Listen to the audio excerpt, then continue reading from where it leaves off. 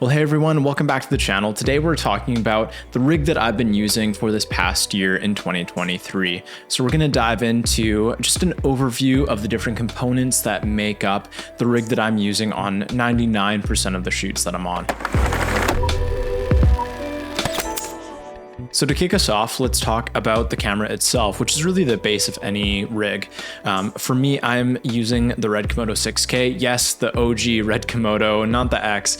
I've found that for us and the work that we do, the RED KOMODO has actually held up really well. From the color science to the compression and the codecs that it's filming in, down to even the frame rates, which I know is a big gripe for most people, but we don't do a lot of high frame rate work. A lot of the stuff that we're filming honestly is in 24 or 23.976, and so having the extra frame rates that would come with the X and some of those added features, though, would be nice, don't totally justify the price jump for us at this stage, but in the future I would love to test it out or even make a jump to the V Raptor or something like that.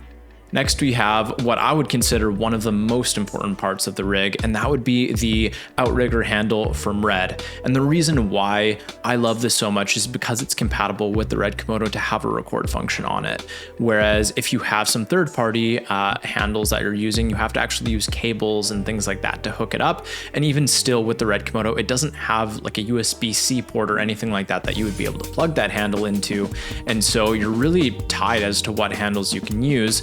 But I'm okay with that because the Outrigger handle, at least from my experience, is probably the best side handle that I've used as far as comfort goes and just flexibility of positioning. And so for me, when I've tried other side handles, one, I miss that record function, and two, it just doesn't seem that comfortable. Like, I don't like the texture of it and the material that they use, or even just the layout, like the ergonomics of like how it's positioned. It just feels like by the end of a shoot, it's kind of hurting my wrist, and I don't love the feel of it and the use of it.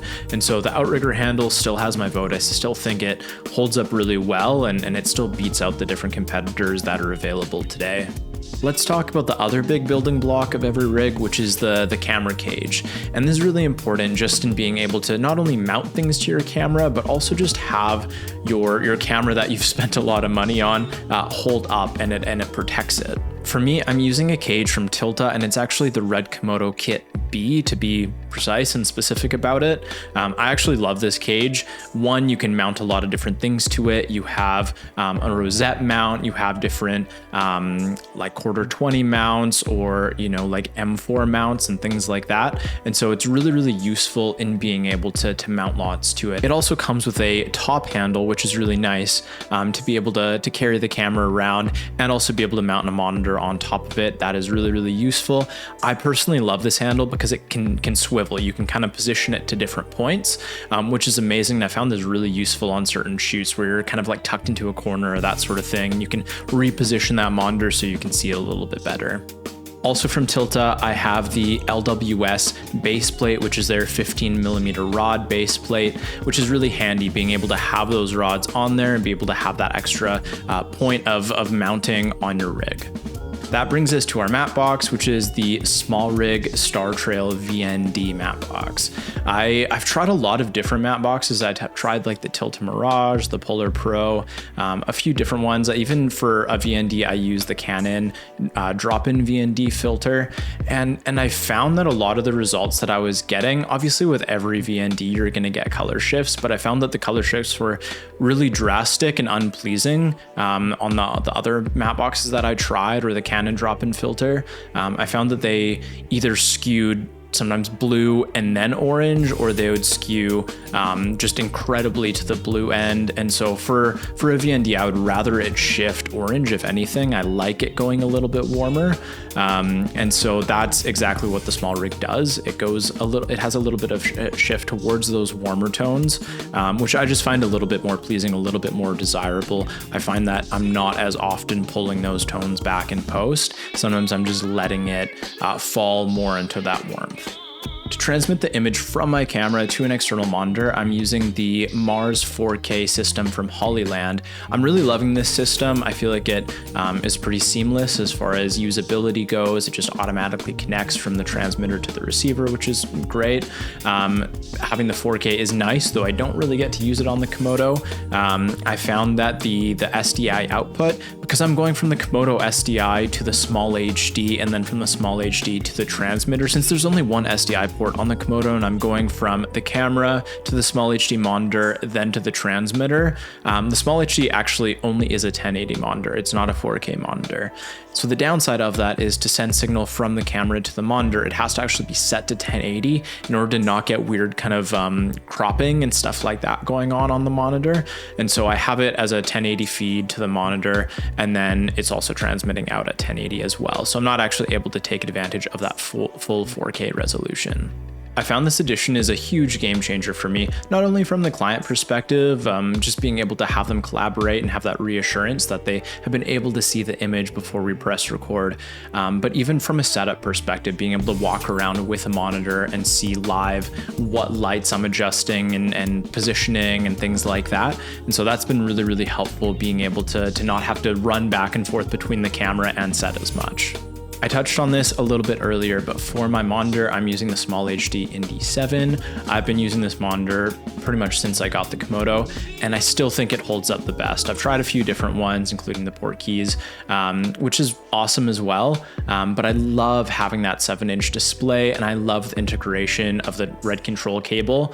I actually like having it as like a hard cable versus like a Wi-Fi signal or something like that to be able to control the monitor. I just find it's a little bit more responsive, a little bit faster, and you just get some more features. Small HD and RED have a little bit of a deal going on, and so you get really great accessibility to the in-camera menus and things like that, which is amazing. As far as cables go, to rig this whole thing out and have power and have everything talk to each other, I'm mainly using cables from Alvin's cables. I've tried a lot of different cabling, and I found a lot of it just breaks down really quickly. But with Alvin's cables, I've actually had a really great experience. I would highly recommend their products. It seems to hold up really, really well. So as far as the specific cables that I'm using, I'll just quickly list them off. So we have for SDI cables, we have those from Alvin. We have the RED control cable. So this one, there's one that comes with the Small HD monitor, but I found that this one broke down really quickly, so I didn't want to keep getting that same cable. So I also got one from Alvin's, and they make a much higher quality cable, and that's held up really, really well. And then I also have a monitor power cable, which is essentially just an Sony NP to D-tap cable. To power the camera, I'm running the Core V-mount adapter plate, which essentially allows me to go from those dual Canon battery mounts to a V-mount solution, which when you're running all this different, all these accessories and cabling and stuff like that, having that sort of plate makes a big difference as far as what you can actually plug in. And then also just being able to have a power source like a V-mount that has a lot more sustainability when you're shooting over a full day. I do have a set of Core V-mount batteries, but I find that the V-mounts I'm actually reaching for more these days are the V-mounts from Small HD. I believe they're 99 watt-hour batteries, but they have a few different mounting points for different power options like USB-C, USB-A, D-tap, all of that sort of stuff. But they also have a little display on the front which shows you very precisely what the power level is from 0 to 100%, which is really, really nice. The one downside with it is that they're not as well integrated as the cores with the RED Komodo. So when I have the cores hooked up, I can actually see a live preview on the camera display of how much battery is left over. Whereas with the Small HDs, that actually doesn't hold up. It will just show you that it has full bars. Even if it doesn't, it's just showing that there's a battery plugged in general, which is a little bit, you have to get used to that. I've been in a few situations where I wasn't used to that yet, and so I was just taking that battery level for like at face value, and I got in a little bit of trouble with that because the battery was dead, and then the camera shuts off, and then you have to do a battery switch when you weren't expecting it, which is a little bit frustrating. But now I've just kind of learned to check on the V-mount itself, and that's how I'm reading my battery level. One of the things about the Komodo that for me left a little bit to be desired was the sensor size being Super 35. I like the look of full frame. I like being able to buy myself a little bit of extra room when framing. And so that for me was something that I wanted to find a solution for. And so I ended up actually getting the Canon Speedbooster, which is a 0.71 speed booster, which essentially brings the sensor size of the Komodo to be similar to what the V-Raptor would be at more of like a Vista Vision. Not quite. It's a little bit bigger than a full frame sensor would be. And so for me, that has been really awesome. I love being able to get that full kind of field of view and get a little bit of, you know, perceived lens blur and that sort of thing. And then as far as lenses go, obviously I'm using different lenses depending on the scene and the setup and the project that I'm working on, but I'll just highlight 3 lenses that I find myself reaching for a lot. The first is the Sigma 35, the Art 35mm. It's a 1.4 lens. I like, one of my favorite lenses before was the 18-35, but now using that full frame adapter, that doesn't actually cover the sensor anymore. And so I switched to the 35 prime and I've been loving it. I like having that a little bit like lower aperture and ability to get a little bit more blur in there. I'm also using the Sigma 50mm, which similar praise about that. It's a great lens. I like having the ability to go 50. I found myself falling in love with that focal length a little bit more these days. For a long time, I felt like it was a little bit sterile and just overused, but I found myself coming back to it. I like it for interviews and talking head and that sort of thing. So I'm using it a lot more these days. I also am always reaching for the Canon 100mm macro. That is my go-to lens for a telephoto focal length. Reason being is I like that it's not a zoom lens. It's a little bit smaller, easier to carry around in my case. The other piece is that it's a macro lens. And so as much as you can get nice far away shots and get a nice creamy compression going on in your background, you can also get really, really, really close, which is amazing. So I just find it to be a very versatile lens.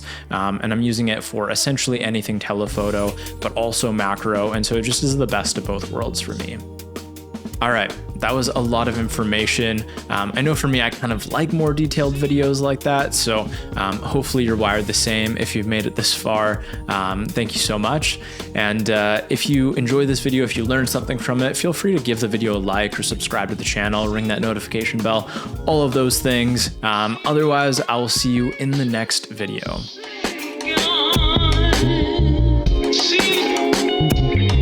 See